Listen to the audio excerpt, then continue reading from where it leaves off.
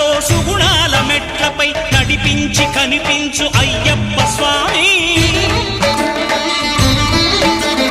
మకర సంక్రాంతి సజ్జోతివై అరుదెంచి మహిమలను చూపించు మణికంఠ స్వామి. కర్మబంధము బాపు ధర్మశాస్త్ర